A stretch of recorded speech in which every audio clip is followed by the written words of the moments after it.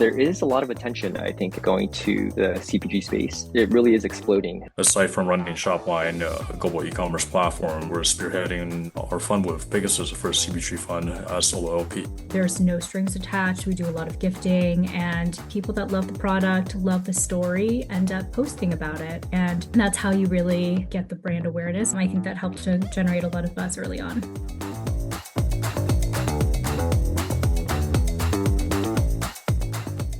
Welcome to this special episode, recorded live during our 6th lightning round pitch competition and our first ever CPG-focused edition. We kick things off with a standout mix of panelists and judges, investors, founders, operators, and industry leaders, all bringing sharp perspective to the CPG environment. Then we moved into the competition itself, where finalists delivered tight, high-conviction presentations for a direct investment of up to $200,000. Here's some of the highlights. I'm going to hand it over to Courtney, our researcher, and she put a lot of effort in putting this lightning round together. So Courtney, over to you.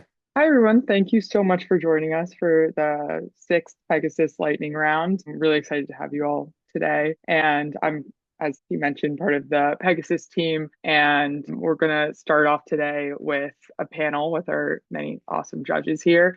And then we have 5 amazing CPG companies pitching in the second hour as well. So just to introduce our judges, we have Minnie Shi, who is the co-chair of TCA Venture Group's due diligence committee, sees and backs a lot of CPG companies and many others. We'll have a bunch of really interesting insights, I think, today. And then Crystal Ung, who is a successful CPG founder herself, founder and CEO of Bowl Cut, an Asian American sauce brand that is DTC and retail. So I think her perspectives from the other side of the table will be great, and is also a mentor at XRC Labs, where she works with startups to help them grow and scale as well. And then Lawrence Ham, who is a partner at Anderson Angels and a board member for many awesome startups and has worked in CPG space a bit too. So really excited to see what he has to say today. And Chris Yang, who's the president of Shopline. So thank you all so much for joining us. Really excited to speak further. And I guess just to start off about talking about the CPG space a little bit, we've seen a really interesting year where DTC growing, especially with AI personalization, allowing different marketing strategies and other things in the space. And then a lot of really interesting M&A activity too. And I think on the flip side of that, some interesting concerns with tariffs and supply chain. So lots of things to talk about today. And I guess I'm curious, just right off, some of what you guys are interested in, like any specific trends or opportunities that really stand out. Maybe we could start with Minnie, if there's anything that might, I don't know, pique your interest in the space right now. There's a big wave of the CPG, and it is ongoing. And I'm working with UCLA GET program right now. There's even more international branding coming in to the United States. So this is a very popular and hot area, and I'm so glad to get involved, and can't wait to see all the company present today. Yeah, I guess maybe from the perspective of a founder, Crystal, is there anything that has stood out to you in the last, I don't know, year that you're looking forward to in the future in the space? Yeah, well, I think in the past, really 5 years, we've seen an explosion in demand and growth in my category, which is in Asian global flavors. And it's been really exciting to see how that's rapidly changed in the past few years, that buyers, retailers are just more excited by innovation and new concepts within global flavors because the demand is there. And I think the supply is now just kind of starting to catch up with that. So super excited to see how that continues to grow, because in this space, it's not, it's trending, but it's not trendy. It's not something that's going to go away tomorrow. It's here for sustainable growth. And yeah, so excited to see kind of how the aisles will continue to change and grow alongside the demand growth. Very excited to be here tonight. Aside from running Shopline, a global e-commerce platform, I was also done a few investments and CPG space as well. And also we're spearheading our fund with Pegasus as well, or our first CPG fund as our as solo LP, right? So I think as a background, we invested actually we invested about 50 plus protocol from Shopline's perspective in the last 6 months, and been talking to a lot of founders. And one of the things that we're witnessing right now is that the cost of media buying has gone up tremendously over the last couple of years at a 20 to 25% increase YOY, right? So founders are looking for better ways in terms of lowering their CAC, right? So these could be doing more B2B sales, going international expansion, right? Where acquisition costs could be lower, right? So I think those are some of the vehicles, and potentially looking for other sales channels, right? Whether that's through affiliate or others to lower their total cost. But more importantly, one thing we looked at was the cost of actually acquiring a new customer is actually 5 to 25x higher than just retaining one, right? So there really is a great need in terms of trying their best in terms of retaining existing customers and really get that recurring revenue up, right? In the past, obviously, many CPG founders have tried the subscribe and save method and just throwing a coupon code here, 10% savings, 15% savings once you subscribe, right?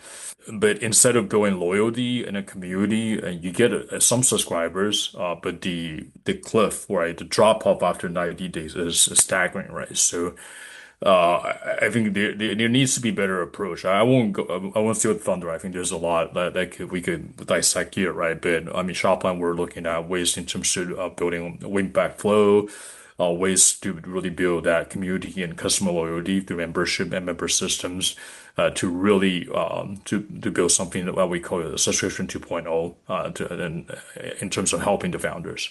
Yeah, definitely. And I think something that you touched on that I was going to bring up is like the decreasing cost of acquiring new customers. And there's so many different ways that you can approach that now with social media and just a bunch of different options that maybe weren't open a couple of years ago.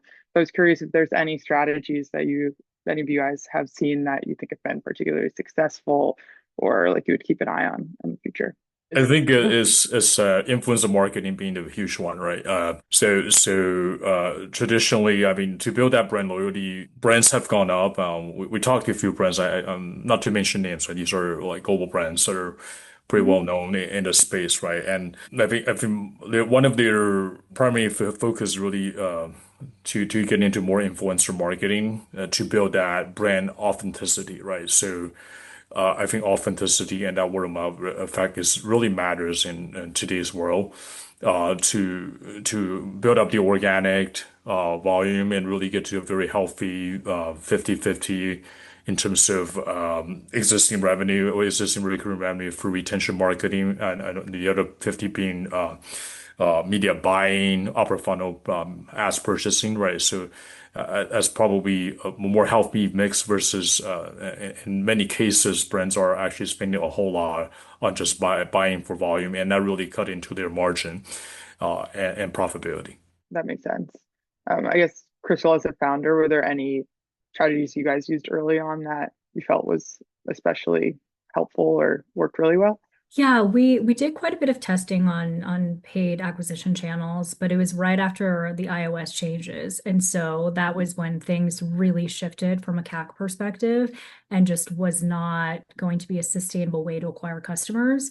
And so we then really shifted focus to trying to build a community and just doing a lot of influencer outreach, a lot of gifting, and there's no strings attached. We do a lot of gifting, and people that love the product, love the story, end up posting about it. And that's how you really can kind of get the brand awareness without having to pay for it. I mean, you're paying with obviously product and shipping, yeah, but it's way lower cost than paying for paid ads, for example. So we found that to be quite effective early on. And surprisingly, there were very notable people that were just super felt connected to our story and wanted to support, and so would post. And I think that helped to generate a lot of buzz early on.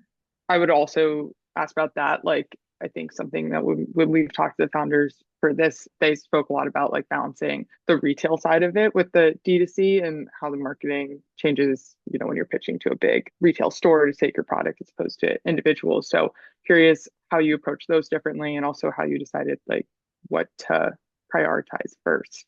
And also as an investor, if you guys want to talk about what you recommend and see as well.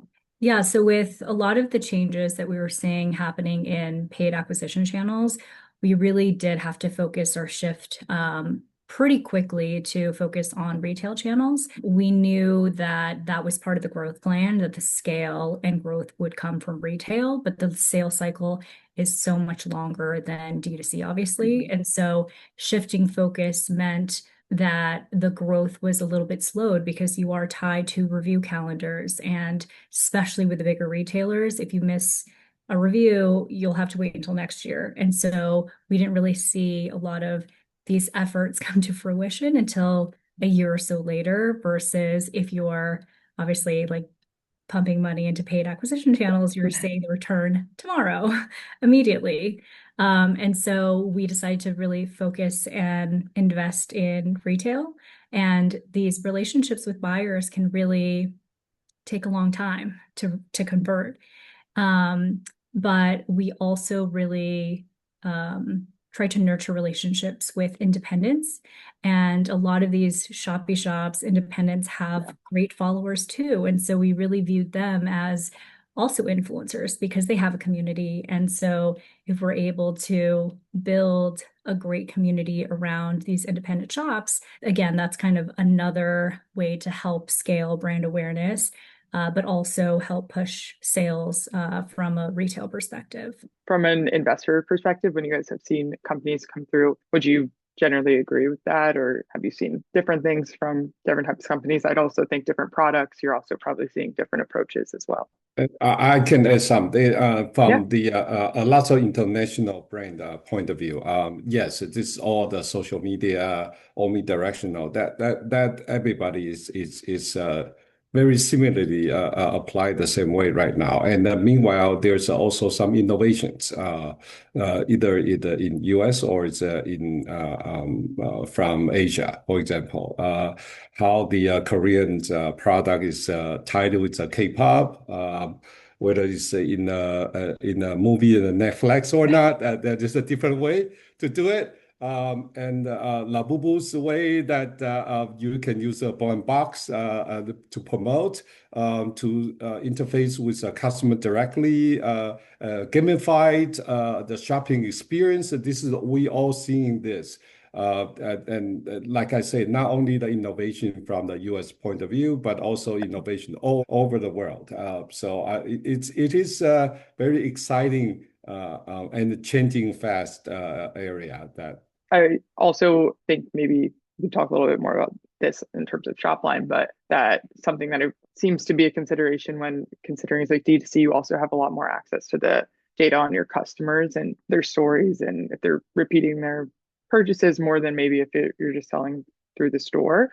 So yeah, I don't know if you can speak on that at Shopline or just in general selling D2C versus retail. From our perspective, right, brands need to go omnichannel nowadays, right? So you can't really be over-indexing on a single sales channel, right? So the retail side really give you the legitimacy, right, and in the store, and the marketplaces give you the massive reach, like instantaneously, right? But as you grow your business, we'll really need that D2C portion of it to really harvest your customer data and then own the customer yourself, right? Instead of like paying the same CAC over and over again, right? So if you're just gonna spend on ads buying, you might as well just spend it on Amazon, right? Or other marketplaces out there, right? But people are coming over to Shopline and D2C platforms mostly because they want to build that brand awareness. They want to harvest that existing data so they could cross-sell, upsell,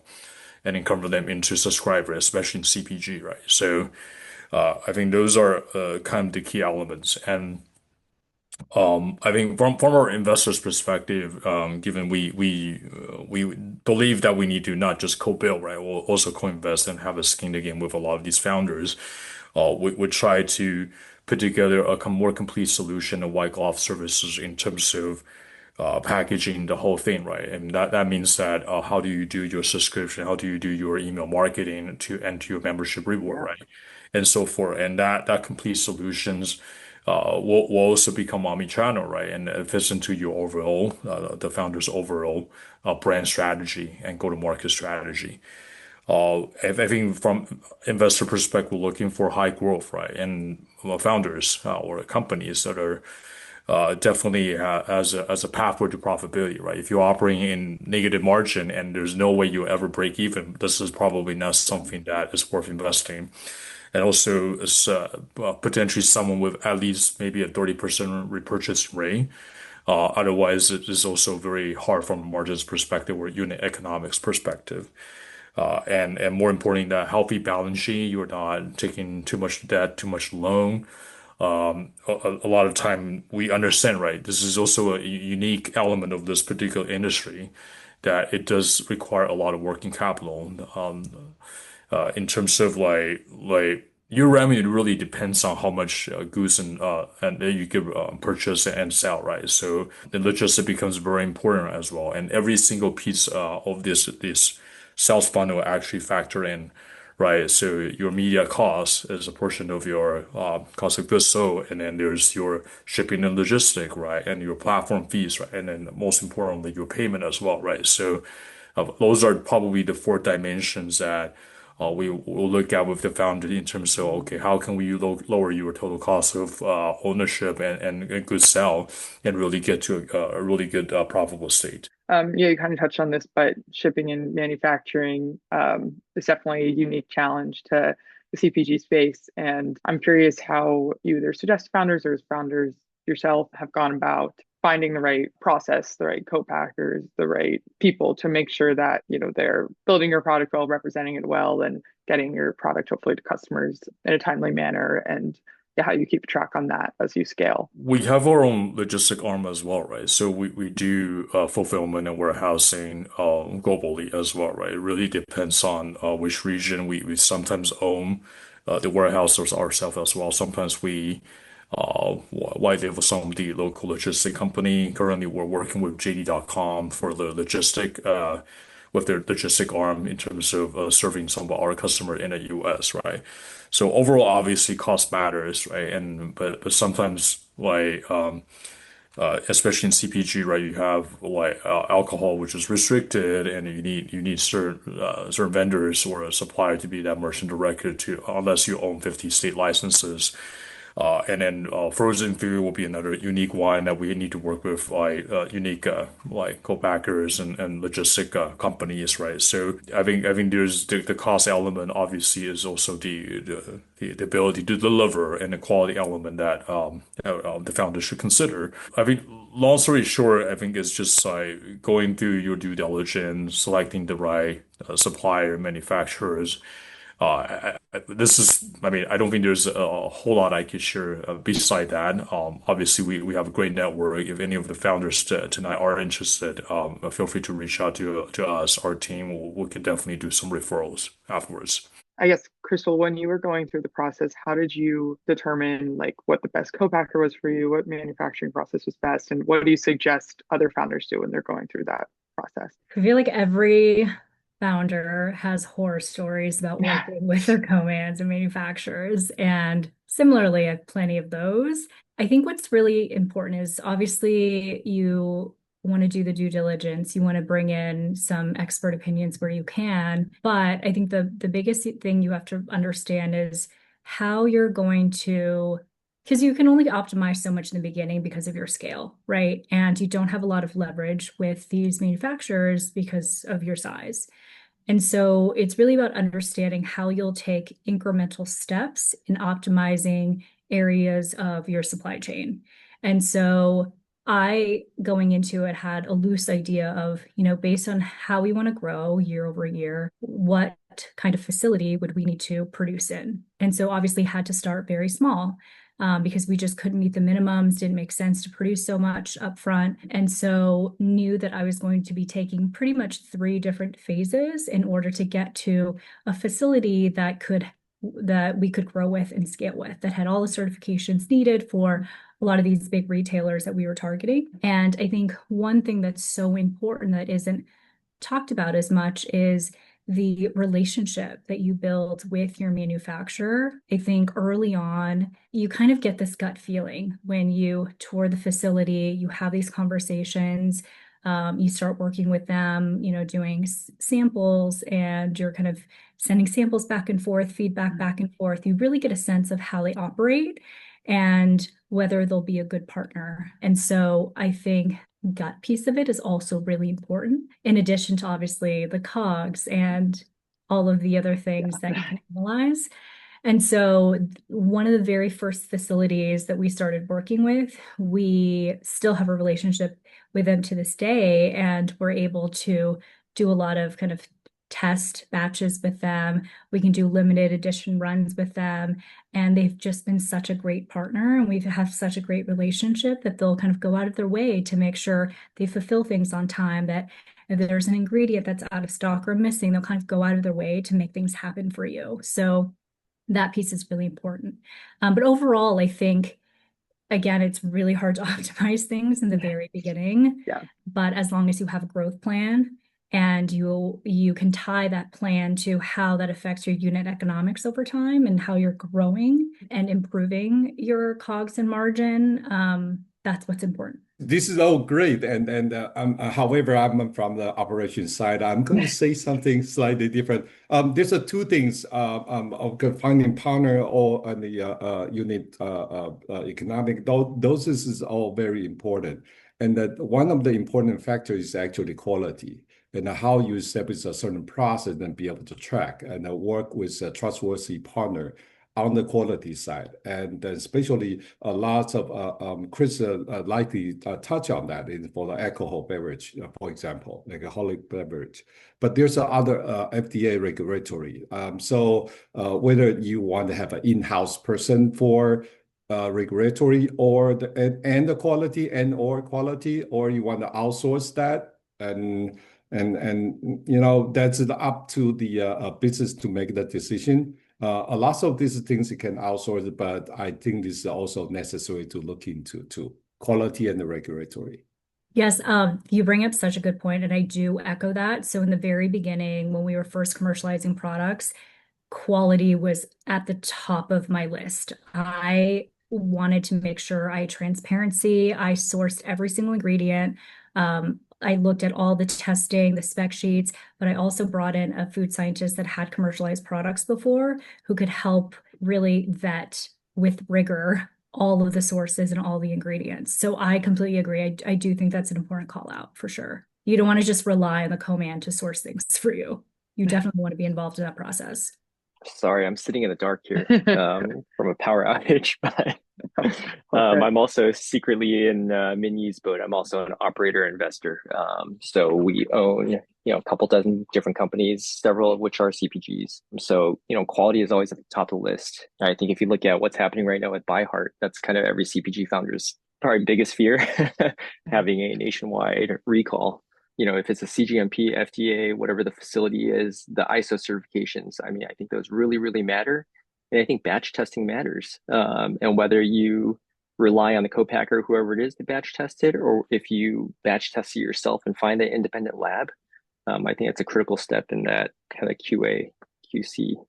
Awesome. Thank you. And I guess going off of that, I'm curious, you all, I think, kind of touched on making sure you don't want quality issues or things to go wrong, but obviously, hopefully it's not a nationwide recall, but things do go wrong. I'm sure you have had customer complaints or things not working out as planned. So curious if you guys, maybe Crystal, you could talk about your experience, but if anyone on the operator investor side too, like how you handle it when maybe customer does complain or things don't go as planned, and if there's a, best plan of attack in those case scenarios. I think addressing it head on, maybe. Yeah. I think, ByHeart is doing that. Historically, there have not been too many, I'm not sure what critical level recalls there have been, but Tylenol, let's say, has been one of the big ones. But I think addressing it head on, and just being available, having the support lines available, reaching out to all the customers, being very proactive about it. Kind of going back to the supply chain side of things, one of my previous startups, unfortunately, I squeezed the margins on one of the suppliers for a semi-critical part on the product, and it was not worth it. It ended up breaking off the product for the bulk of users. So the return shipping and the round trip work that went into that ended up probably costing close to $100 per product. So I think that kind of it's a different type of nightmare, but when you address it head on and you kind of proactively do that recall, it does cost you. The other thing to consider is potentially diversifying your supply chain, right? So not just have a single point of failure, and especially during tariff time and also even COVID 5 years ago, right? So many companies, including CPG companies, have started diversifying into different regions of the world for sourcing, right? Your cost could go up, right? But that really is the risk premium you're paying to make sure that there's no disruption in your supply chain. I think that's probably the best advice in terms of like preventing it versus trying to mitigate it afterwards. Just moving into more of the investing side of things, as investors in CPG companies, are there any particular, I don't know, metrics or benchmarks or qualities in a founder that you guys like are particularly looking for or have seen to be successful in most cases? Yeah, I touched on some of that earlier as well. CPG is a very heavy marketing and supply chain driven business, right? So your unit economic really matters, right? And how well you could manage your CAC and CAC to LTV matters even more, right? So I think that's one part on the financial side, and obviously all the rest apply in terms of selecting a fundable company, right? The product market fit, the founder market fit, all that are very important. So I think those are the high level like criteria. Obviously, when we look at actually writing a check, right? I think we want to make sure that you're not taking the money to pay off existing debt, right? A lot of CPG founders are fortunately and unfortunately tap into many many loans and other ways in terms of really getting a working capital, right? And a lot of time they are paying a premium of like I've seen like 20% plus APR loan. That's really fueling and funding the working capital, right? So those will be probably not so good from an investor's perspective, right? Other unit economics, which I cover, I'll kind of recap again, right? So like we want to make sure there's a healthy like I would say recurring businesses, right? So that's the other part, right? And the ability to show that you're omni-channel. And finally, the last thing I would like to touch on is that we're always looking for companies that have more than one selling SKU, right? So a lot of times when you have one SKU, there's only so much that you could penetrate, right? Getting to the first 1 million or first 3 million sales isn't that hard if you know how to do your marketing. But beyond that, you really need to look at how you could extend your product line and cross-selling it into your existing cohort or merge or customers, right? So your ability to innovate and bring new product to market is also a very important factor, yeah, for anything that's beyond Series Seed. I guess, are there any maybe strategies that you've seen to be particularly successful with bringing that second product on? Like, I guess, are you taking like completely new brands within it or new flavors? There are a couple ways like I've seen might have worked, right? So obviously there's no guarantee, right? And I wish I know, but Yeah. and it will be easy, right? So I think two directions, right? One is understanding your ideal customer and understanding what else they might need, right? So selling ancillary products, right? Like in the case of a luggage, you probably want to sell a handbag or a carry on, or that goes a handbag that goes with the carry on, right? So that's one direction, right? And I see in terms of cross-selling is the same customer buy A might also buy B, right? That's a very good a way of exploring. Others might requires understanding your customer data, especially first-party data, to really do customer segmentations. And that could sometimes require injecting third-party data as well. So a lot of market research is required. I think the biggest takeaway is that you have to fail fast and learn fast, right? So use a small amount of money to do your testing and validation and quickly move on. And that's probably the fastest way to find a secondary product. Other things, if it's outside of immediate like CPG verticals, I mean, a lot of time in consumer electronics, we see a lot of like product testing with like crowdfunding campaign. A lot of time they're not trying to raise money through crowdfunding, but more so really to test to see if there's particular interest of another product line, right? That's a completely different product line, right? A lot of times you kind of exhaust every single product within the immediate family, and then you really have to go out and test new product. That will be another way to do it. Lawrence, maybe if you can speak a little bit on the investing side about how I think it can be like a little overwhelming right now if we look into VC investing. So much of it is going into towards tech and AI, and maybe there's not as much attention on the surface on CPG. So how you would suggest CPG founders go about finding the right investors and breaking into the space? There is a lot of attention, I think, going to the CPG space. Personally, did not really come from the CPG space. I came from the SaaS world, and then I kind of accidentally maybe stumbled into the CPG space. Maybe it was a function of business school and looking, realizing the margins and the unit economics of it, and also the tangibility of it. But I feel like it really is exploding. And I've seen a lot of, I'm an angel investor as well. So that's kind of how I broke into the investment space. So I've backed 40 plus deals. And I've seen a lot of investors alongside me who are CPG founders. So former CPG founders and existing CPG founders and executives, they are backing these deals. And that's where the first dollars are coming from. That's where a lot of the first checks typically come from, I think. And I think that's a great way to scale kind of from the angel investment side, kind of going back to the small tests, small experiments, test everything small, validate the product market fit, validate the product itself, validate the product roadmap, and then kind of scale up from there. So I think the angel networks and then the founder networks. And then also, I mean, if you're in LA, you're very fortunate that there's such a large, robust CPG network. And that matters for a million things.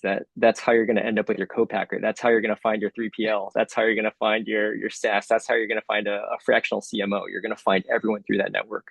I actually have a follow-up question. I'm sorry to interrupt, but we have a question on the Q&A. Thank you. It's a kind of follow-up to that. So Kagan is asking from the perspective of what it would be a good sales milestone to hit for investment consideration. I know that that's going to depend on stage of the investor, but also, is there any other metrics that investors are looking for? There's no magic in the CPG. It is really getting to the nitty-gritty and get it done. It's an education, execute it, the plan, the strategy you have. We heard about the product market fit. We heard about the owner, the founder. We talk about the quality. I mean, this is literally every aspect. This is probably the toughest one than other than have an AI startup company or some sort. This is all the aspect of the economic that you need to touch. I mean, so there's a no, because at the beginning when you talk to investor or what investor is looking for, maybe on the service, all the package need to be good, the go-to-market strategy need to be there, and so on and so forth. But when it go down to the due diligence, each and every question going to be asked. So then need to get ready. I mean, this is really a comprehensive, need to cover all kind of business. Continue on the Kagan question. What advice then would you give for the founders in the D2C space that are have a brand entering the market to do about marketing or the storytelling, the brand itself? I would like to directly answer the previous question, right? I think it really depends on the stage, right? And And anything that's, I think I would say C stage or above, with potentially like a 5 to 8 million type of valuation, which is pretty founder friendly already, that you probably need to be doing at least a 250,000 or 500,000 sales, right? So that kind of adjusts to your milestone, right? If you're obviously pre-seed your concept stage, right? I mean, it's a little difficult to get funded, to be honest, unless you are a very well-known serial CPG entrepreneur. Given that, I mean, it's very difficult for us as investors to gauge consumer taste, right? Without actually witnessing either pre-sales or actual traction, right? In terms, especially in a consumer space. And also it's very different from SaaS and AI, right? In terms of future exponentials. So a lot of time we're looking at something that has a slightly lower risk with market traction, with less of a home run, but something that could also yield very good return from more so the angel investors or family offices perspective. Advice-wise, I think pathway to profitability is the second thing that VCs and investor will look at. Ideally, is within 3 years, right? So, and ideally, you could paint a very beautiful picture in terms of this is what I'm doing right now in terms of my CAC to LTV, and slowly when I really get to scale, this is what it will look like, unit economic wise, and in 3 years through these additional 2 or 3 channels, I'm gonna get to X, right? So if you could really paint that picture, I think it's definitely a very investable company. And to get that, you need to, like I said, really worry about, really focus around retention marketing, and also lowering your unit economics through, I would say, efficiency of scale, and be more omni-channel, I guess, right? So yeah, not betting on a single channel to do all of your sales. Well, this question is actually for Chris and Lawrence and Crystal, if you guys can. So what kind of help the founder can look for? We lightly touch on the data, and then we're going to open up a Pandora boxes. Is there any AI tool they can use, or you see that being successfully deployed, or it's a different startup? Okay, I was hitting my unmute button. I don't want to dominate the panel, but I'll be brief, right? So just because we've been heavily looking into the AI space, right, and really is twofold, right? One is really in terms of product discovery and awareness, and one of the main emphasis is around GEO, or generative engine optimization, in terms of making sure that your site and your and site schema can be crawled by all the bigger LLM, and so you could be discovered, right? And I won't go too details into that, but we're already witnessing 2 to 4 millions of ChatGPT requests per day already, the daily requests right now, right? And that volume is growing. And typically that's converting about 20 to 25% higher than traditional Google searches. Just put that into perspective. Second, I think agentic services are very key, right? Offering a platform like this, offering more so the MCP functionality, so then other agent services can leverage the data, which is like you're talking about product catalog order data, to do a lot of stuff, right? And potentially down the road that we are imagining new ways of transaction online, right? Not just going through a website, go through your PDP, POP, and check out. It could be a lot more in funnel or even prompt focus. So having that infrastructure behind this thing will really enable a lot of the whether that's CX customer service or product discovery or searches, or even transaction to be done more seamlessly without even go through the UX and UI. Just to share a little bit to answer many questions. That's a very interesting perspective. And a follow up on that, I love that the questions that we have in the Q&A is a bunch of follow up. Musa is asking, what is going to be the biggest tangible outcome for the AI and blockchain analytics in the world of CPG? I think the core of AI is really around data, right? And acquiring data becomes crucially vital, right? So you can't do a whole lot of AI without data. So I think that would be number one focus on how you get more first-party data that are vertically integrated. And especially in CPG, having the omni-channel data will be very critical for your AI to operate, right? So how can you get into offline channel and get data in terms of like how well your items or your products are selling in a big box retailer, right? How you get like product discovery, right, through retail stores, right, and for store locators, right. So there's a lot of data that are critical in terms of doing your customer segmentations, so you can really push the right product at the right time to the right person at the right price, right. PJ is asking, is it best to get to revenue fast, or is it best to acquire as many users as possible? I'm a fan of there's no right or wrong way. There are multiple ways to be successful. We can always find good example of the certain company acquire the customer base first. We also see the successful example of establish a cash flow positive, profitable first. And the best answer is say that it all depends. It all require. It's a CEO, is a founder. I'm talking about a little bit more early stage, and Chris maybe sometime because he's got exposure for even series A, B, C, and those are larger corporate. But for the smaller one, you have a limited resource. You're going to tackle different things, tackle 20 different things in one day. Just need to pay attention, be aware, I think each and every founder, they are very engaged with their business, but oftentimes I advise them to don't forget to de-stress over the weekend, or just to have a happy hour or so and take a step back and see where I'm missing, and there will be a try to de-risk.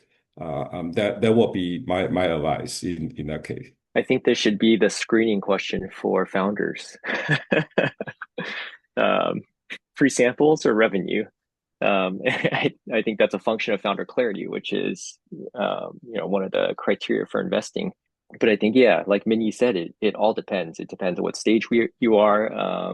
And I'm also in the pre-seed to Series A stage. So seeing earlier companies, the revenue isn't as important, but I mean, we talked about the unit economics, those all matter at some point. So your vision and how you're going to get there, those all matter. How you're going to execute to get there. So it's really, if you're giving the free samples away and you're getting the conversion and your free sample CAC is low enough and you have a great LTV on the other end of it, and you have product roadmap that has 6 other SKUs that are very complementary, and additional vertical spaces that you're going to launch into, and a sister brand that you're going to launch, so that your CAC is now halved. So I think those are kind of more important things.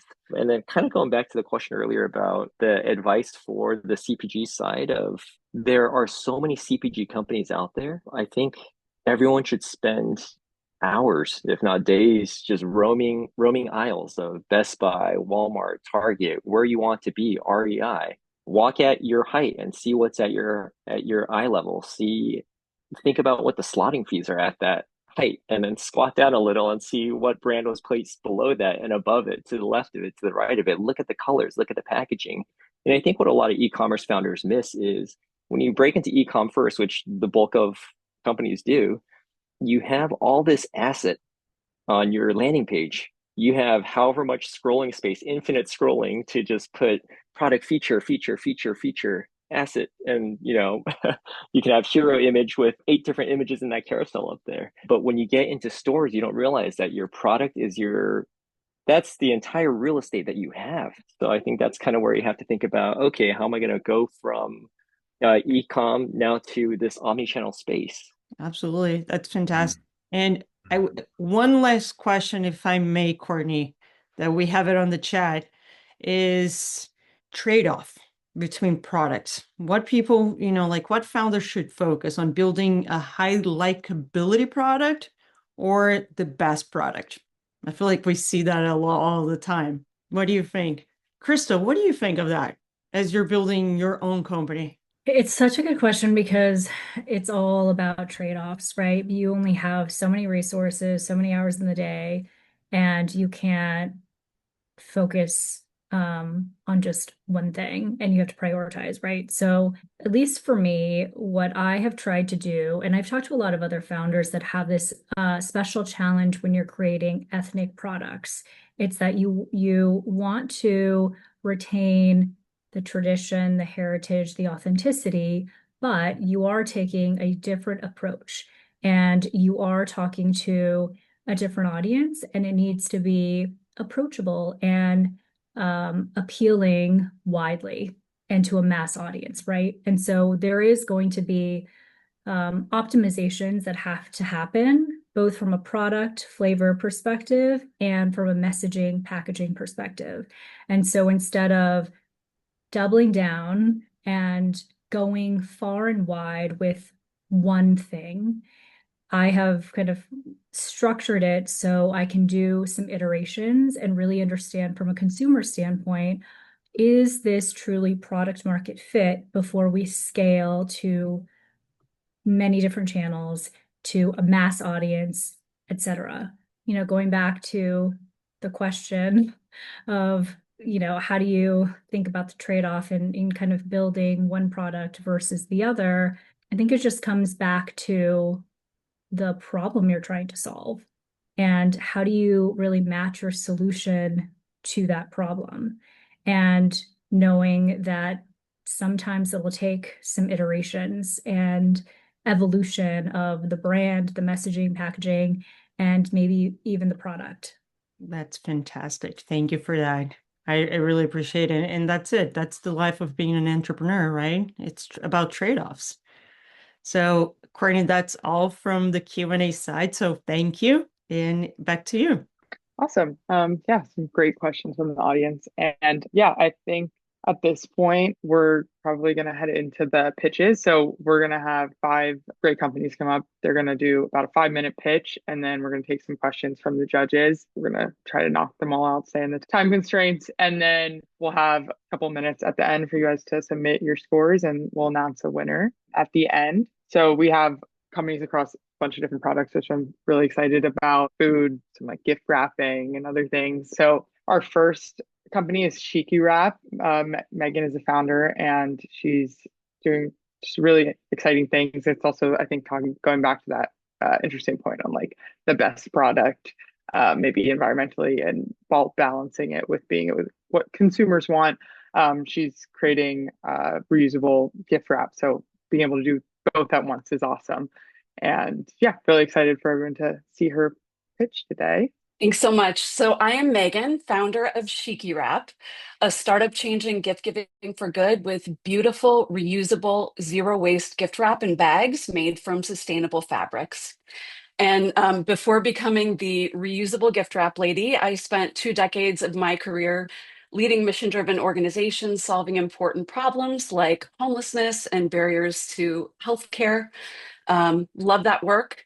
However, when I saw the environmental impact of single-use gift wrap, I said, this is a problem that we can actually solve, and it matters. Plus, gift wrapping sucks. So many pain points, from hunting down the scissors to that awful feeling of guilt throwing away big piles of trash, most of which is not recyclable and ends up as microplastic-coated waste sitting in landfills. And I'm not alone. More than half of Americans say wrapping gifts is the worst part of the holidays.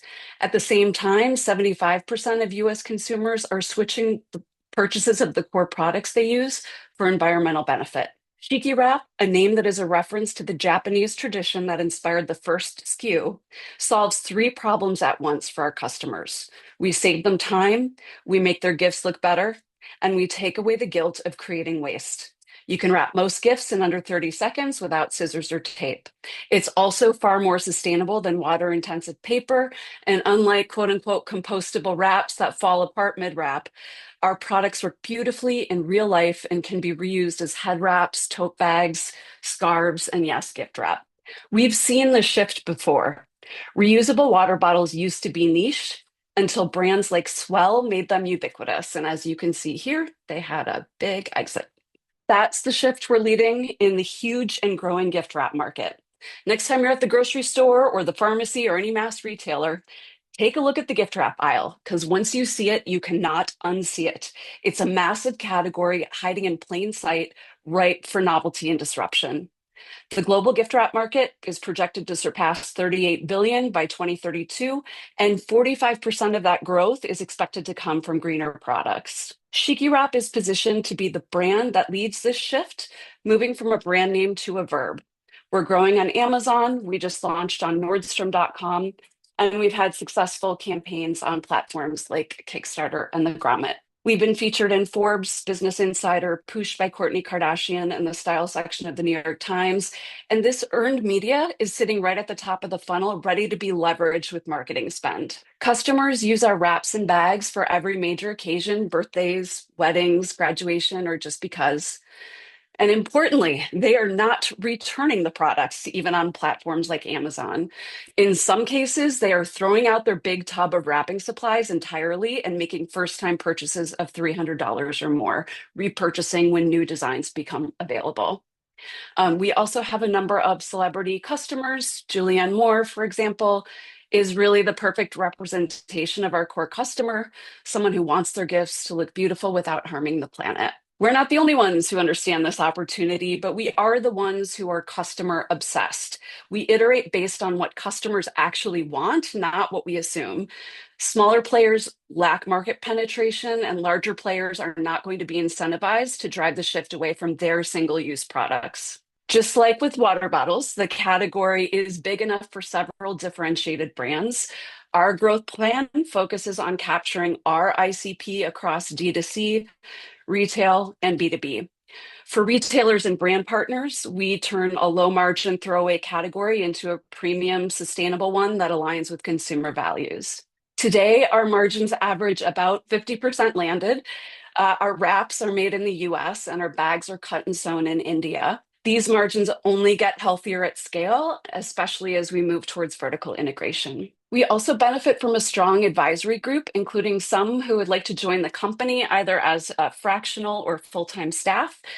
Tessa Ito, for example, on the lower left here, she ran assortment for Pottery Barn, and Denis that you see on the lower right. He works with major wine and spirits brands and is actively opening retail doors. We've raised $125K of our $1.5 million pre-seed round. This capital will get our bags on retail shelves, elevate the brand, and allow us to collaborate with designers and celebrities to scale distribution and make every present perfect. Awesome. Thank you. That was incredible. Give it to the judges. Any questions for Megan on this one? What's the material? Is the material stretchy? Yeah. Right? And it's made by the recycled material even.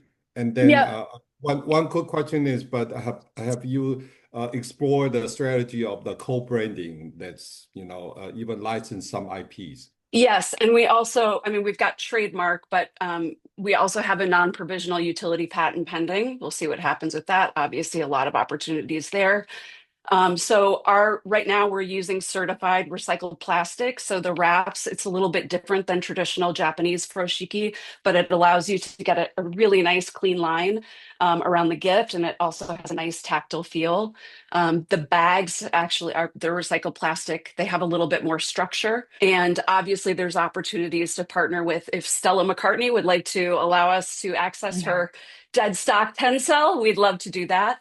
By the way, first of all, a great presentation, and it seems like a very terrific product. So you highlight on the margin. I saw it's about 50% margin, and can you kind of go over your current, I would say, profitability? And are you making money right now, or what's if not, and when are you expecting that to happen? Yeah. So we have a path to profitability in 2028. I would say, when I say 50%, that's average across all SKUs, but it's important to know that the margins on the bags are much better. So right now we're purchasing our bags. This is a wine bottle bag. It doesn't have a wine bottle in here right now, but we're purchasing these for about $4.50 landed, and they would retail for between $12 and $15. These are what we want to go to retail with. There's no consumer education that has to happen on the shelf. Typical founder product fit, I kind of went to market with what should have been the second product first. The wraps are kind of a deeper dive. What's your typical sell-through rate of your I would say top selling product? Well, our challenge, frankly, has been that we haven't been able to stabilize inventory. So, for example, when it was in the Mhm. style section of the New York Times, we sold out of everything that we had on hand within one day. Mhm. So we've really been using Amazon to sort of test what do people buy online. Obviously, retail is a different animal. The bags sell very easily. And we've got different designs. I mean, when I said we're differentiated from our competitors, some of them focus more on the artists, which is fine. They can focus on artists all day long. Like we'll have polka dots, we'll have puppy dogs, we'll have what customers want on their Yeah, gift wrap, right? So I would say we're still learning, but we do have some good data on how some SKUs move. I see. Do you have any stall SKU or inventory that's sitting there that's is on your balance sheet right now, or most of this has been kind of sold through?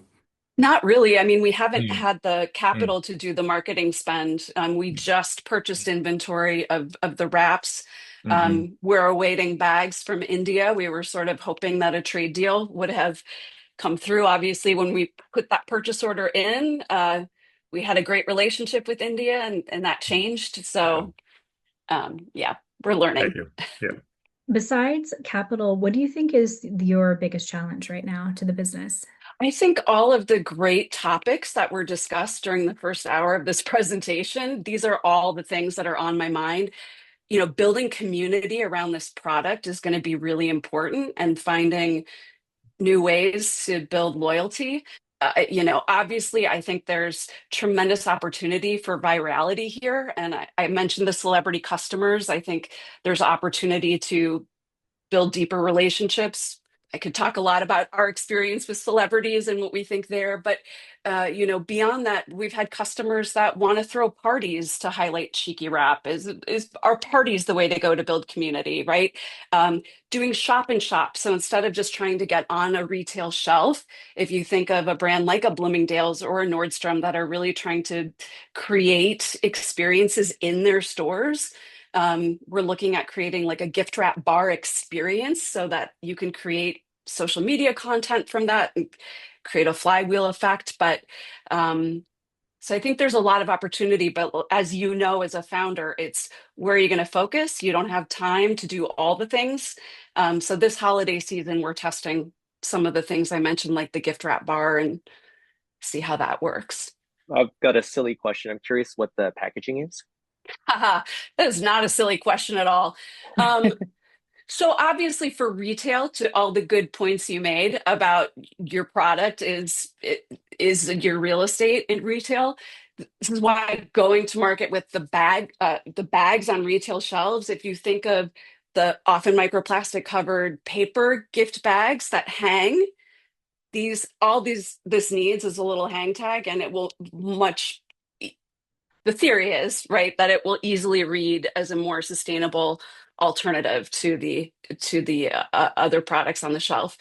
The wraps, we've experimented with some different things in retail. The plan is not to hit retail shelves with the wraps right now. The plan is to get people in love with the concept of reusable gift wrap, to not have it be a new thing, and then move into bringing the wraps to retail. Awesome. Thank Awesome. you. Thank you. Yeah, great job, Megan. That was awesome. And Thank then, you. yeah, I'm gonna have our next company's Dirty Virgin, awesome beverage brand, and John is going to be presenting. Okay, well, thank you and hello, virgins. So my name is John, and I am the co-founder of Dirty Virgin non-alcoholic cocktails with electrolytes for if thou knowest, virgins have more fun. So alcohol consumption in the US has been steadily declining for a long time, and it is starting to fall off a cliff. So almost half of all drinkers said they plan to actively take steps to reduce their consumption in 2025. And it is a movement that is especially pronounced in Gen Z, who drinks 20% less per capita than millennials at the same age. So who has capitalized us on this so far? It has been non-alcoholic beer. So non-alcoholic beer has done a great job exploding the category by over $1 billion since 2018. Namely, athletic brewing has sort of led the wave. But turns out not everybody likes beer. And non-alcoholic cocktails are actually the most demanded non-alcoholic option now. But there is still no category leader. There is no athletic equivalent that has stepped up to lead this category. And something I like to say is if you ask the average person on the street, hey, have you heard about this non-alcoholic cocktail craze? They'll be like, yeah, I see it everywhere. And you say, cool, what's your favorite brand? And nobody can name a brand. This is still a wide open category, and we think it has even more potential than beer to hit the mainstream. And that, of course, is where we come in. So my name is John. My co-founder's name is James. And between us, we have over 17 years experience in the beverage industry, including time at Anheuser-Busch, Pernod Ricard, Blue Bottle Coffee, and CleanCo non-alcoholic spirits. We actually met working at Anheuser-Busch on the innovation team, where our job was to come up with and launch non-alcoholic brands back in 2018. But our interest in the category is not just professional. We both have sort of gone through our own sober curious journeys, which I like to express through a poem, which is two ex-athletes once ruled the pregame scene, flip cup gods with livers mean. Then clarity came, crystal and true. They don't need shots for their true selves to shine through. They reclaimed their virginity. Now you can too, for the fun's not in the booze. It was always in you. And as we've worked on this problem, been in the beverage industry for so long, we can say with confidence we are not the only people who feel this way. In fact, we believe that most people want to drink less alcohol. So that is the problem that Dirty Virgin is here to solve. We are on a mission to prove to the world that you do not need alcohol to live an uninhibited life. We're doing this with a bold, satirical rejection of what it means to be an innocent and pure virgin drinker. And our vision is to become a staple of modern drinking culture, earning an invitation to every party in America.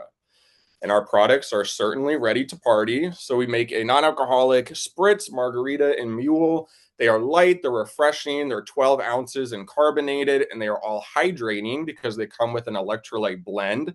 They are the perfect thing to crack open and walk around a pregame with, grab and bring to the dance floor. And because we know that this is a moderation movement, not a sobriety movement, they are all perfectly safe to mix with alcohol. So we like to say you are more than welcome to drink us dirty or virgin. Our competition. So when I started working in the category back in 2018, the big question was, sure, people are drinking less, but is there enough demand for these brands to scale? And in 2025, I can clearly say the answer is yes. We have Athletic at an $800 million valuation. Hayo just raised $20 million. So these brands are finally hitting the mainstream and the market is ready for it. And as far as we're differentiated from the rest of our competitors, besides branding and the electrolyte function, which is certainly novel, I do want to come back to that point about being safe to mix with alcohol, because every other brand on this screen contains adaptogens or nootropics, which are not safe to mix with alcohol. They can interact. So knowing that 90% of people that drink non-alcoholic beer, wine, and spirits also drink alcohol, that is sort of a problem, and we really see that's something that's going to be able to propel our brand into the mainstream while the others have stayed relatively niche. So the market, we're obviously playing within a giant market, the $300 billion non-alcoholic beverage market. But non-alcoholic beer, wine, and spirits specifically are one of the fastest growing segments within it. They are still relatively new, only a $2 billion market combined. But we see this as our beachhead with an ability to follow flavor and function trends to become a platform for adult social beverages, not just sticking to virgin cocktails plus electrolytes, as this category is still evolving and will evolve with it. So James and I, we took the product from concept to market in 6 months. We sold into our first bar in January of this year and ran a 6-month proof of concept here in New York. And now we are turning the page to our first phase of growth. So during that proof of concept, we sold into 30 independent accounts. In some of our on-premise accounts in clubs out in Bushwick, we were outselling Athletic Brewing by 63%. And in our off-premise accounts, we had a sampling conversion rate of 60%, which we know from our time at Anheuser. They use a 25% benchmark to signal success. And now we are turning the page. We have a product that we have tested in the market with real consumers. We just joined Beyond CPG, a premier consumer beverage-focused accelerator here in New York. We've onboarded our first dedicated marketing team, building out the content that will start to build our community. On the brick and mortar side of things, we have our first sales team and direct sales distributor here in the city. We were also approved for a national pilot with Sprouts, which we are planning to launch in April. And of course, while we are all here, we are getting ready for the launch of our direct-to-consumer e-commerce business. So one thing I do want to say about beverage is that it used to be knowledge that beverage does not work on direct-to-consumer, but that is absolutely not true anymore. I think Breeze is a great case study in July of this year. In July alone, they did 4.76 million in gross revenue, 2/3 of which came from the D2C business. Consumer behavior has changed in this way, and direct-to-consumer will play a key role in our channel strategy, driving volume, trial, and increasing rate of sale across all of our different channels. So we are raising $250,000 through SafeNote to fund these key growth phase #1 initiatives. We have already secured $150,000 through SafeNote. So now we are here asking for that last $100,000 to fund our direct-to-consumer launch. Our website, fulfillment, and third-party logistics company are set up and ready to go. So these dollars are going to be used for the most important things, being content creation and all-important working ad spend. So the last thing I will say is that it's not just James and I working on this. Through our partnership with Beyond CPG, we have an amazing network of mentors, including Eric Schnell, who founded Steez, the first organic soda company. And actually recently we brought on Allison LaGuardia, who has her own direct-to-consumer media buying agency. She is a direct-to-consumer expert, and she has been really instrumental in helping us craft our strategy and making sure that we start off on the right foot. So with all of that said, I will just say thank you and open it up to questions. Thank you. It was awesome. Thanks. I think we have a couple minutes for questions, if the judges have any. Oh, great presentation, John. I've also invested in a few NA product, so I could understand. I mean, again, this is not really my vertical as much, but I can understand people would buy NA beer for the taste, right? But from a cocktail perspective, there are many other type of form factor, right? So like you could buy the powder form, you could mix it yourself, right? And then also there are like cocktail mixers that's slower in concentration and volume, right? So what made you decided to go to ship the whole like pre-made beverages versus just like other forms that I mentioned earlier? Diversifying the use case. So I used to run marketing for a non-alcoholic spirits company, and I think the market for people who care enough about cocktails to mix their own drinks at home, but also want to drink less and drink a non-alcoholic cocktail is very specific and relatively niche, whereas we are something that you can crack open, carry around like any other non-alcoholic beverage. It lets us be sold at bars, vending machines, grab-and-go bins, food trucks. It just really widens the market and how people are able to use us. Awesome. I think we're at time, but that was great. Thank you so much, John. And next up, we have Ginny with PerDiem, which is a very cool wearables brand she's working on. I'm Jeannie Pang, founder of PerDiem, a brand redefining wearable tech as fine jewelry. What started as a small idea in my Brooklyn apartment has evolved into something bigger, a movement to make technology feel as beautiful and intentional as the people that wear it. So my background is in luxury fashion, product development specifically. I spent about 15 years working in New York's high-end apparel industry. And through that experience, one thing became clear. Apple Watch owners had incredible tech, but not many beautiful ways to wear it. I kept seeing stylish women pairing their Apple Watches with bands that just didn't match their aesthetic. Everything on the market felt either too sporty, too corporate, or just uninspired. There was a clear gap. The market was full of commoditized straps, cheap materials on one end, and overpriced minimal designs on the other. That's where PerDiem comes in to fill that white space. We create sculptural, finely crafted pieces that merge function and artistry at an accessible price point. My background has always been about understanding how products move with the body, proportion, tension, anatomy. I approached the wrist the same way, hand carving wax prototypes to study how form interacts with movement. That process led through the breakthrough design called the REM cuff. The REM is the first of its kind, a rigid sculptural structure that contours 360 degrees around the wrist while connecting to just one side of the watch instead of two.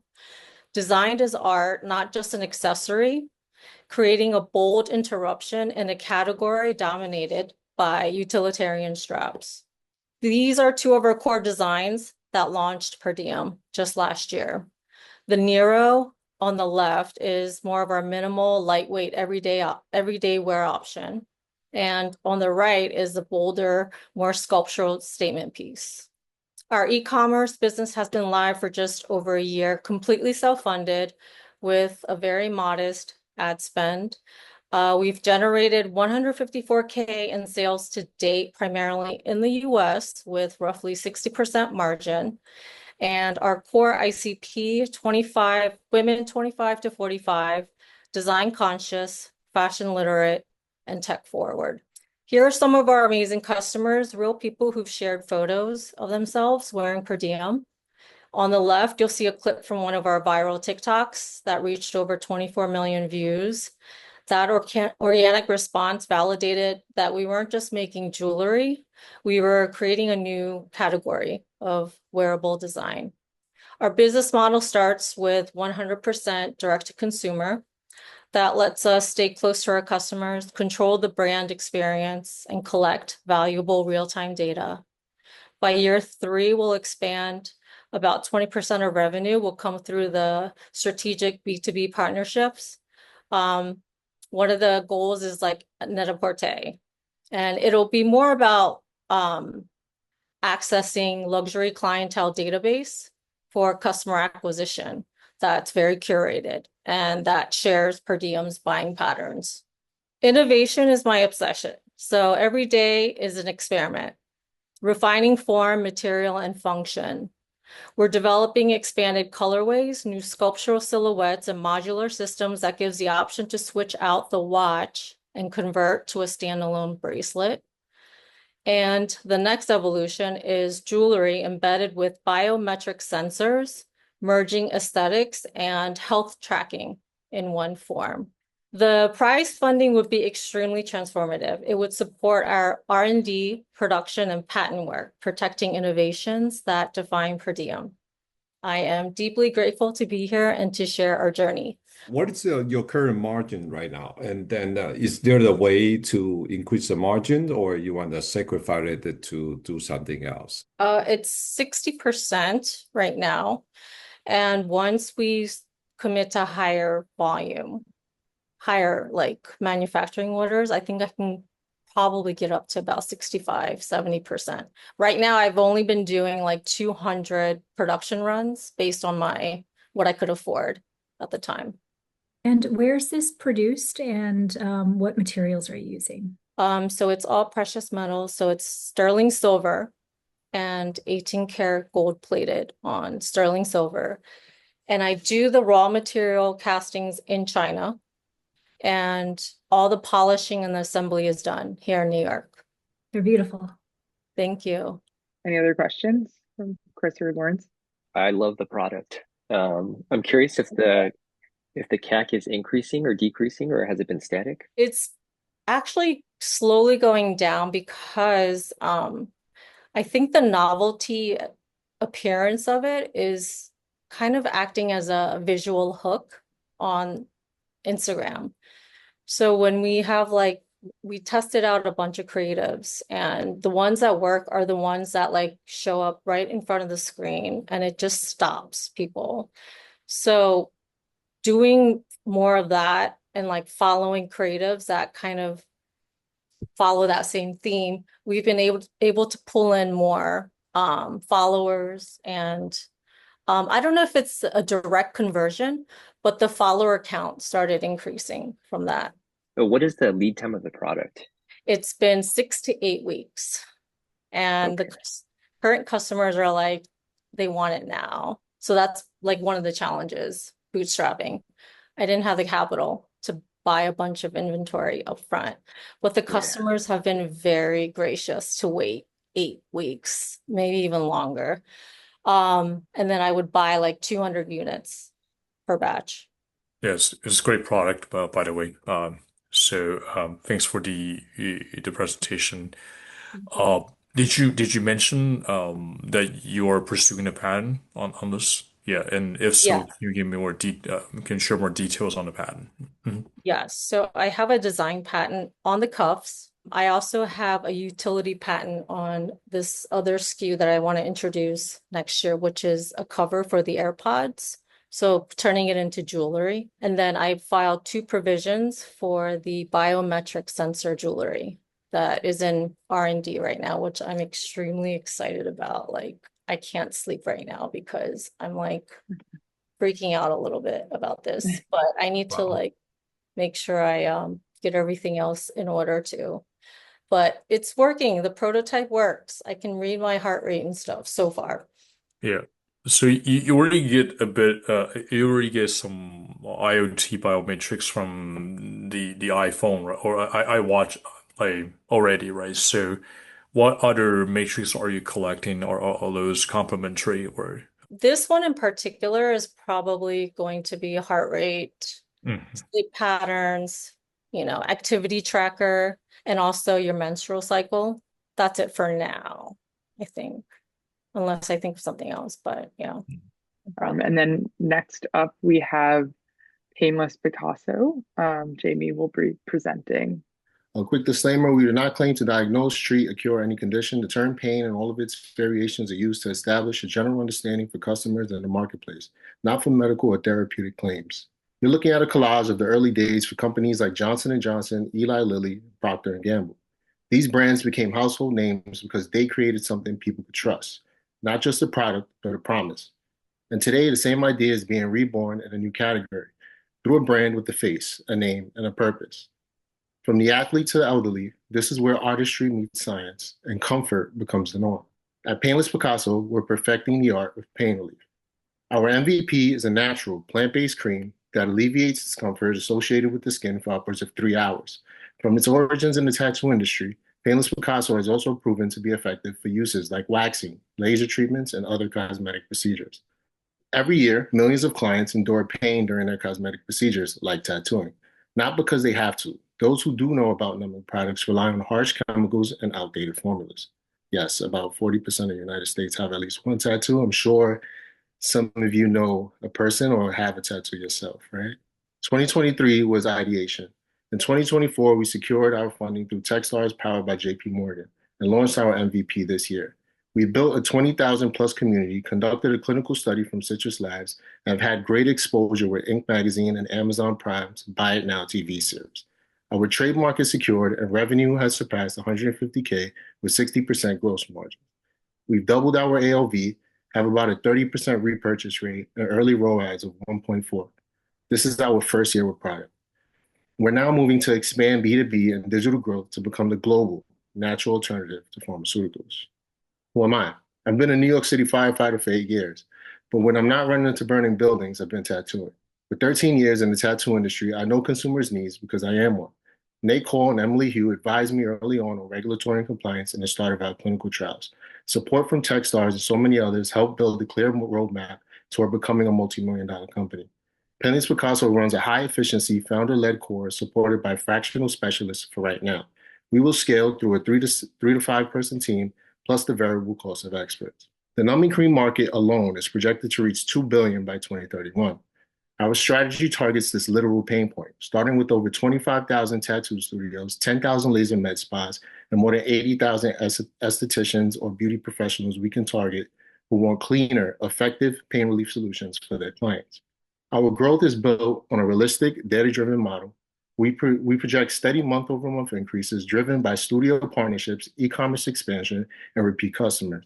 As we scale B2B accounts and optimize ad spend, revenue grows from the strong 5-figure months in 2026 to consistent 6-figure months the following year, positioning Painless Picasso for multi-million-dollar annual sales within the next 24 to 36 months. We're raising $750K pre-seed to scale Painless Picasso nationwide and touch base with global distribution. Our competitors rely on lidocaine and other pharmaceuticals. We do not. While major brands follow FDA monographs, many smaller players push unsafe limits. Painless Picasso stands apart as the clean, plant-based alternative, safe, transparent, and purpose-driven. We're positioned to capture 1 to 2% of the number cream market via B2B2C and D2C model in less than 3 years, a $50 to $100 million opportunity in 5 years as we optimize this strategy with our other product categories.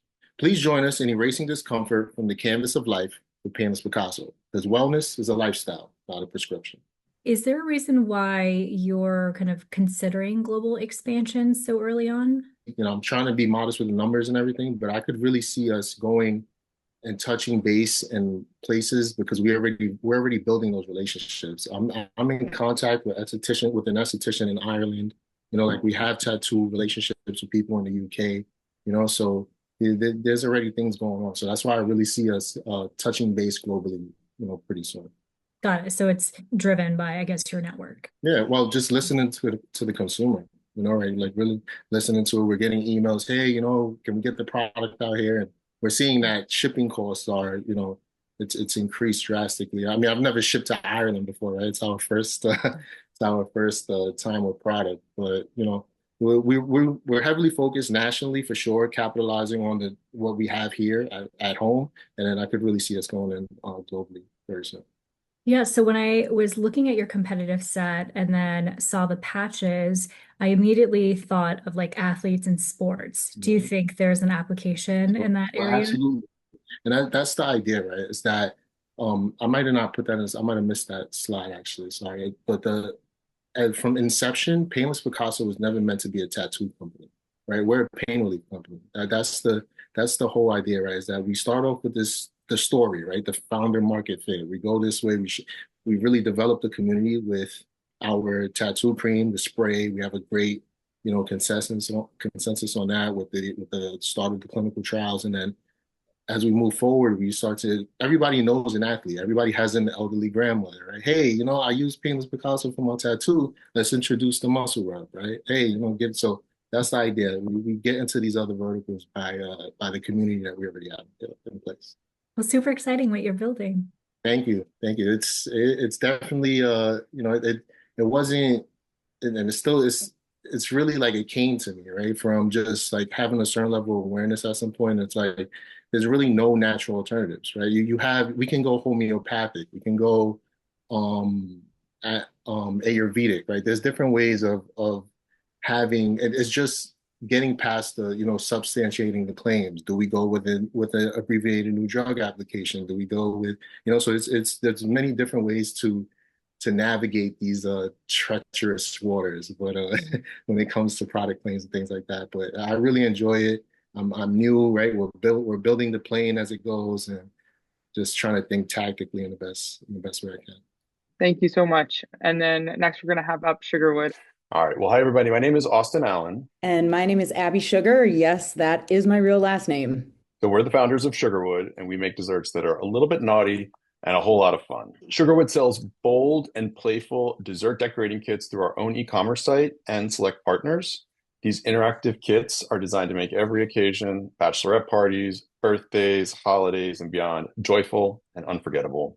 Our mission is to serve delicious treats that spark joy, celebrate inclusiveness, and challenge societal taboos. And ultimately, our vision is to become the go-to e-commerce brand for premium, unconventional, and experiential gifts. I started Sugarwood because I love dessert, and also because I believe it should be okay to laugh about, talk about, and celebrate our bodies without shame. Sugarwood is the second startup venture for both me and Abby. My first startup, Tio Gazpacho, turned the Spanish soup into a drinkable meal, attracting investors like General Mills and Jose Andres before its acquisition in 2019. My first startup, Play Out Apparel, was a D2C gender equal athleisure brand, which was a Founder Institute select portfolio company and received investment from Bonobos founder Andy Dunn, as well as Silicon Valley tech investors. I was named to the Forbes Next 1000 list and have been profiled in the New York Times and Forbes. But let's talk about Sugarwood. The US bachelorette industry is an incredible $17 billion, where each group spends an average of over $10,000 on their party experience. What's more, 57% of partygoers attend 2 or more celebrations a year, showing the potential for high-spending repeat customers. Within this market, we can estimate that 25% of that spend is allocated to experiences.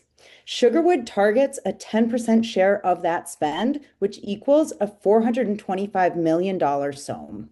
Our first 2 e-commerce products are kits that include either waffles or cookies, sauces, frostings, decorations, and instructions for creating the ultimate interactive dessert experience. Both our best-selling dessert kits are produced weekly, have a high price point, high margins, and don't require refrigeration, which makes shipping simple and scalable. One of the reasons that I was excited to join Austin and Sugarwood was our competitive edge. Coming from D2C fashion, I know the pain of cash flow and holding inventory all too well. Sugarwood flips this traditional D2C model on its head. Our customers order for specific celebrations, choosing their delivery date at checkout. This means that we take payment in advance, giving us positive cash flow before production even begins. With made-to-order products, we hold no excess inventory, face 0 spoilage, and have 0 returns. Weekly production and 2-day shipping ensure every order arrives fresh and ready for the party. Besides our wildly popular marshmallow drizzle, our secret sauce is our team. My background and expertise in e-commerce, combined with Austin's experience and network in food manufacturing and distribution, makes us truly unstoppable. So our journey started in 2022 as a retail concept in New York City, and Sugarwood was a hit from day one. So we were featured in the New York Post, Eater, and not once but twice on Watch What Happens Live with Andy Cohen. The shop was open for about 2.5 years, generating over $850,000 in revenue.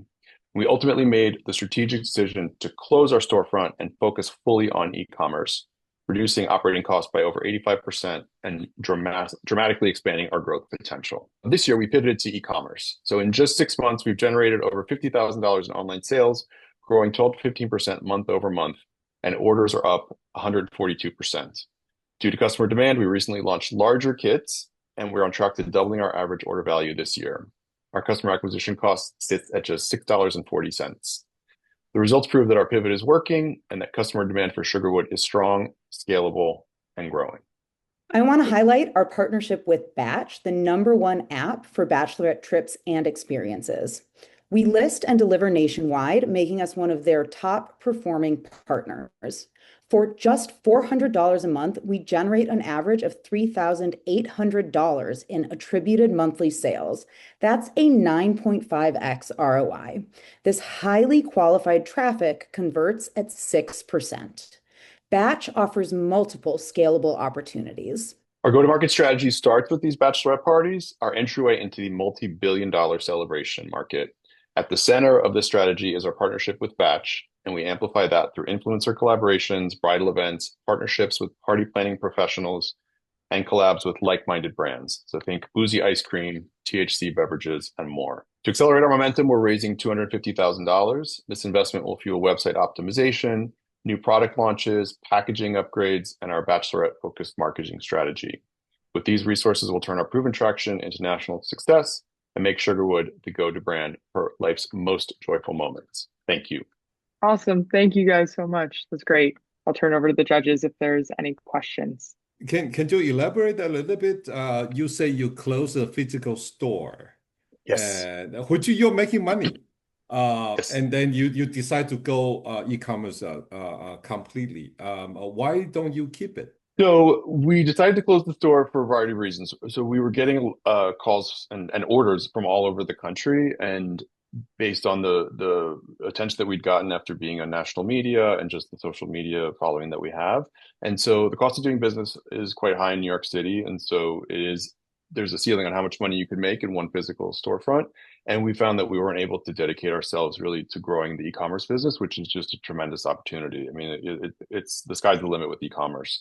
And so it was a difficult decision because the storefront was a sort of a flagship location for us. But ultimately, we feel that the e-commerce potential is just outweighs the risks of closing the store. And it gave us the proof of concept and built the basis of our social media following that are now sort of like brand ambassadors for us. And so we do partnerships that we mentioned with existing brands. So we have a big partnership with a boozy ice cream store that has franchises, for example, that we do pop-ups in here in New York City. And they also have opened franchises in DC and Portland, I think, Austin, Portland, right? Pensacola, the Bahamas. And so we're going to be doing pop-ups at their physical locations. And so doing partnerships like that gives us that physical presence ongoing now. Without the cost. Without the cost of having our own store. A great presentation, Abby, and also Austin, as Chris here. Couple questions, right? Have you thought about collaborating with event coordinators, right? So when you talk about bachelor parties as one example, right? So a lot of time that could be a great go-to-market strategy, right? So it's just interesting to hear how you feel about this. 100%. It's a great idea. It's something that we're actively working on. So one of the nice things about being one of the top partners with Batch the app is that they're putting us in touch with their other partners. And so, not only party planners, but there are actually entire businesses dedicated to just decorating hotel rooms and decorating Airbnbs for bachelor parties and other events. And so it's those partnerships are definitely on our radar. We're working on them, and they're part of a larger B2B strategy because there's so many people operating in the celebration space, and we can leverage that traffic and those businesses, customers, and in a mutually beneficial relationship, refer business to each other. Our go-to-market and our marketing strategy has a B2C as well as those B2B components to it. They go hand in hand in a way, as I mentioned, in going omni-channel, right? So exactly, the B2B will give you a faster reach, and that actually could drive the online D2C business as well when people start hearing about your product and ordering for their side events or private events. Yeah. Mm-hmm. Yeah, a good example of that is an ambassador program that we recently launched with a drag queen named Buffet to partner with her. She's also on the Batch app, but she hosts big drag queen parties, right? Celebrations. And so we collaborated with her to create naughty cookie decorating parties, sort of in the style of drag queen bingo, but it's naughty cookie decorating, right? And so she purchases the kits from us and hosts the parties. And then as an ambassador, if people use her code and buy from us online, she earns a commission and blah, blah, blah. And then, the flywheel starts going out. And she also has a network of other drag queens and performance artists all over the country. So if somebody wants to host an event in Portland, Oregon, or LA, she has somebody that can host it for us. And that person also gets a commission on any sales that are generated out of that party.